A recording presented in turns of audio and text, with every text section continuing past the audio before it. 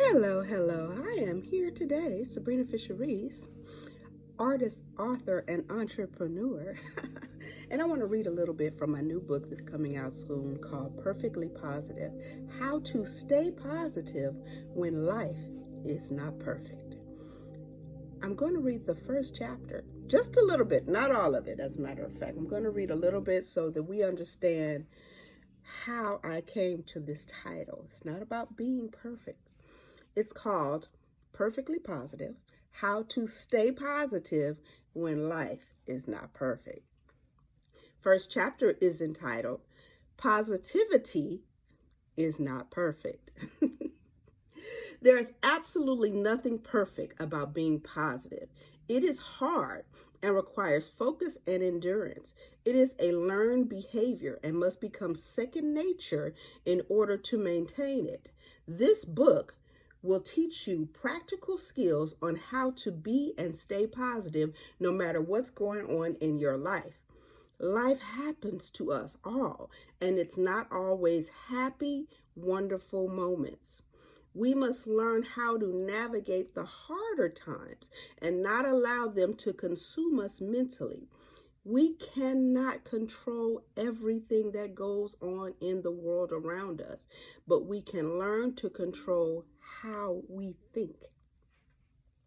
One thing I like to remind myself is even though many negative situations actually exist in our lives in real time, more than half of them only exist in our mind. Hmm. Meaning we fear more negative circumstances than ever actually happen. We think hundreds of negative thoughts daily, not realizing the damage the thoughts alone can cause. We fear pain, sadness, failure, heartbreak, and allowing those fears to maintain the majority of our mind space can prevent us from enjoying this amazing world. First, we need to eliminate the mental chaos by developing tools to immediately recognize negative thoughts and then stop ourselves from thinking them. Then we must learn to empower ourselves mentally and emotionally. We can take full control over our thinking patterns and replace all negative thoughts with positive ones. Negative thoughts are garbage that we must discard like actual trash. They can't stay around because they will grow and take over our mind. Negative thoughts are the internal enemy. Mm-hmm. They must be treated like any other enemy. You can't hang out with them. You can't touch them.